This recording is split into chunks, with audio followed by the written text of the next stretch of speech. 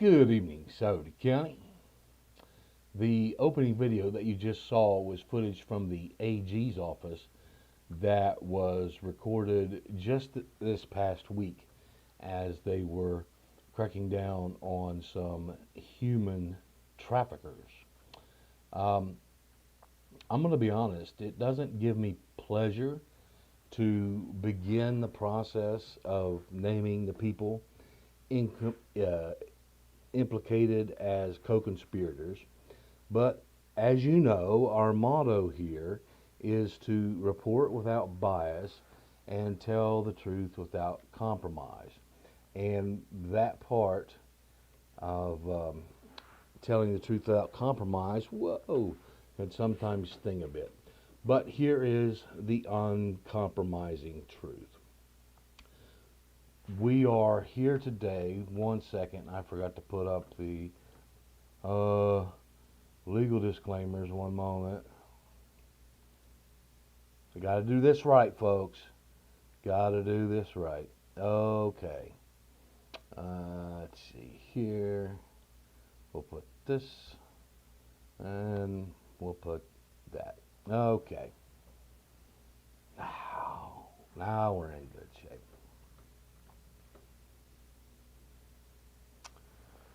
So we are here today to discuss the serious allegations concerning one of the conspirators listed in the investigation of Mike Mearan. Now, since receiving this initial report, we have spoken to Portsmouth Police Chief Debbie Brewer. She has confirmed that the Portsmouth PD sent this report to the Attorney General. Further, she confirmed that they dedicated 2 full-time detectives to assist the Attorney General. Today, this morning, Attorney General Yost said that this investigation is, quote, still open. In addition, this went out to every news outlet in the state. Today, Portsmouth Police Chief Brewer said, quote, the men and women of Portsmouth Police Department will do whatever it takes to end sex trafficking, unquote. That statement was released today. Also today, Scioto County Sheriff Dave Thurman said, his quote was a little more lengthy, human trafficking is a grave injustice that affects people in our rural communities. No one should think they can exploit the vulnerable without consequence. He went on to say that our, quote, our priorities are protecting the victims, prosecuting the offenders, and ensuring this behavior is never tolerated in Ohio and Scioto County. So we need to first make an important distinction between prostitution and human trafficking. As A.G. Yost explained, in human trafficking there is the third party element. So prostitution, 2 people. Human trafficking, 2 people plus another mastermind or, connection. There's a third party connection. That's what makes it human trafficking. He acknowledged that there are statute of limitations issue now, and he also said that anyone who has seen red flags on this or any other questionable issue should submit to their office. And I have here, let me put it up, their office information.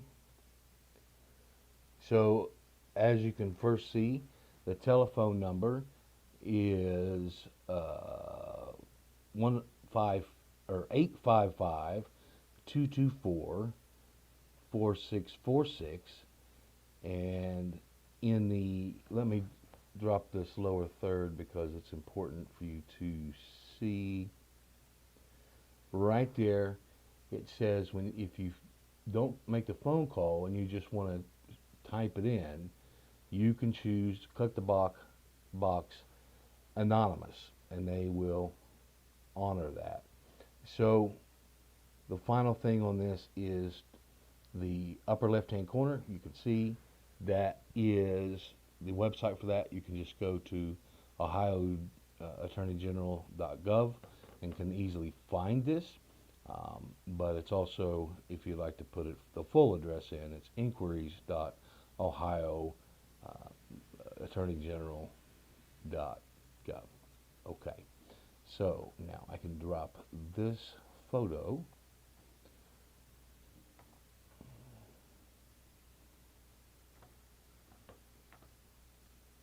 All right, so I wanted to, we're doing this now because when we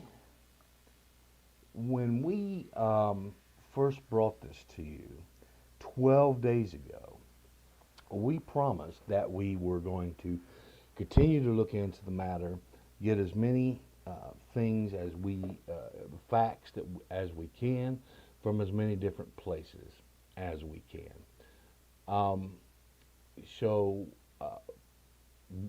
We're going to get into the process, what's happened over the last 12 days since the release of that first video. Also, those of you that have not seen the first video, the link will be in the description and also maybe on the end screen. All right. So also, Yost said today that, quote, a higher court will take on this matter. That means in its current form and with no leads from you. So as they have it now, they are going to refer it to a higher court. But if through our disclosure and through our informing the communities, if new leads come in, that is extremely important to help bring this this case more relevant because of some of the statute of limitation issues. And what that means to you in layman's terms, that means statute of limitations ran out, they got away with it. Got away with it. So if there is new information that anyone in the community would like to send either to us, and I went through that lengthily, you can just go to our website, SciotoCountyDailyNews.com, hit the Contact Us button, and submit your tip there, or preferably contact the Attorney General direct at the information that I just provided. So, it is now time for the first name. Now remember, 9 co-conspirators. 9 co-conspirators. Let's remind folks what we're dealing with here. I think I have that graphic. One second here. So yes, we've got 9 co-conspirators and 25 possible victims, 22 police interviews, 16 search warrants, and 33 subpoenas all went into this report that went to the Attorney General's office with the help and assistance of the Portsmouth Police Department.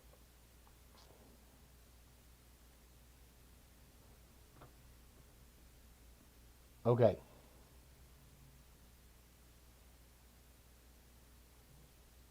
I'm looking at my notes just to make sure. There's one thing I want to point out, and if I repeat myself again, it is. But when I contacted, yeah, yeah.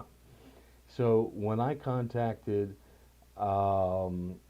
Chief Brewer about this situation, and I gave her the front page of this report, and I also included or CC'd the detectives and officers that were involved in the creation of this report.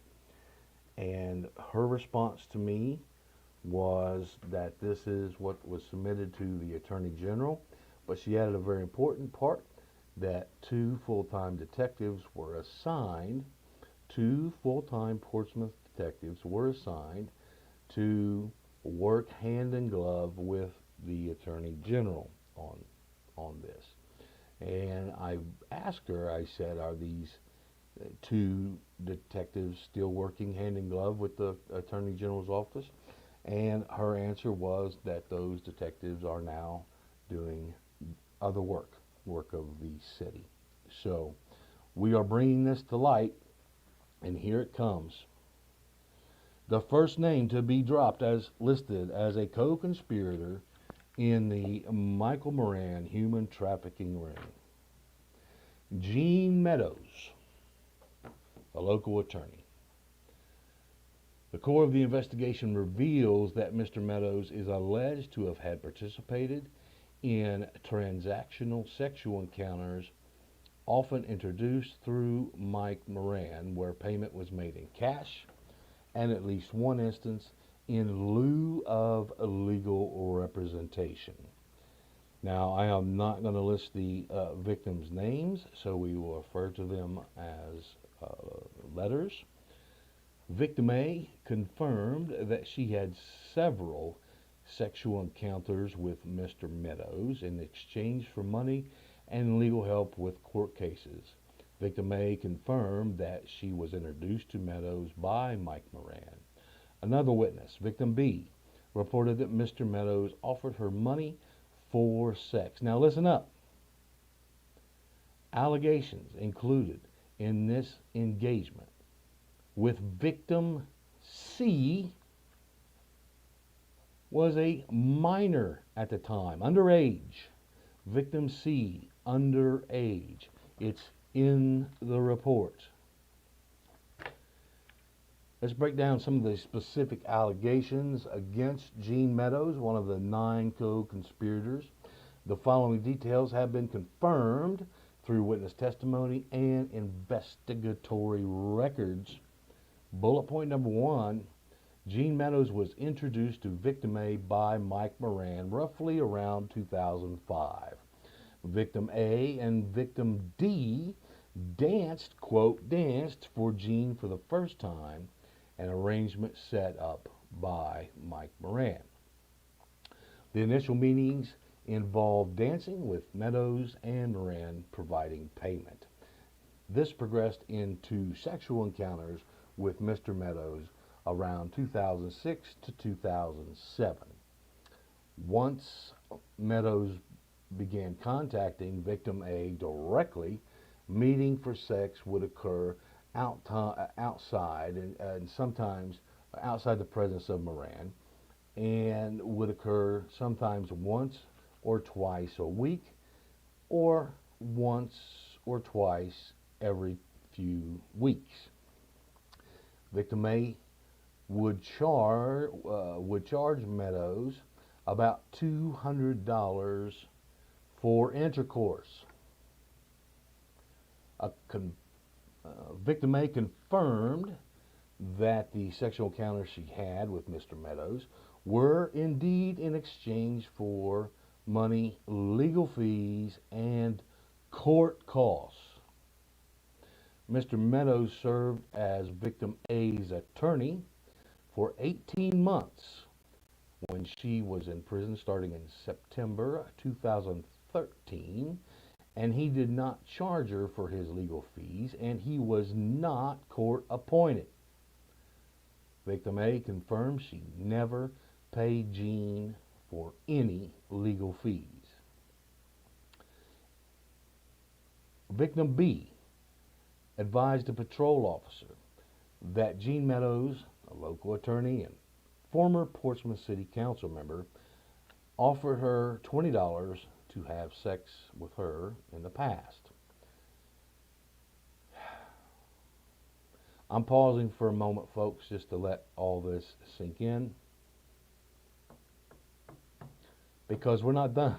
We're not done.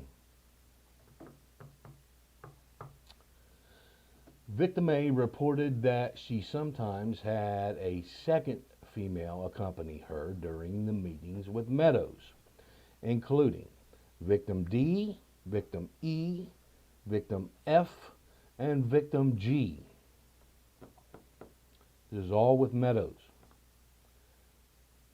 Victim A also noted that Victim H was Victim C's stepmother.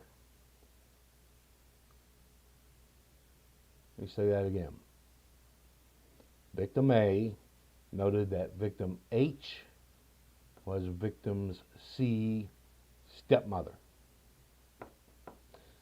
Victim A stated she ceased contact with Mr. Meadows because he started, quote, messing with Victim C, who was underage at the time. Victim A stopped relationships with Meadows because he started, quote, messing with an underage Victim C.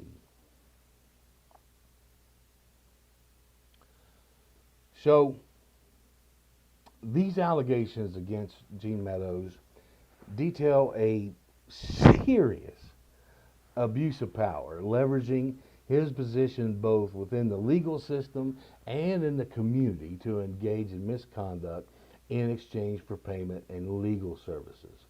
Authorities have identified 25 possible victims, 9 possible co-conspirators, and have completed 22 interviews. My question is, where are groups like Appalachian Voices Unite? Appalachian Voices Unite, where are you? SCDN is committed to following the evidence and bringing light to the names who've gotten away with serious crimes to ensure that some type of justice is served. Yost said that the main issue here is the statute of limitations. Note that they can't take cases to court because the statute of limitations run out. They didn't say they can't take the case to court because of an evidentiary matter, but because some of these statute of limitations have run out. So I have another question. Why weren't the indictments and the prosecutors put forward before the statutes ran out?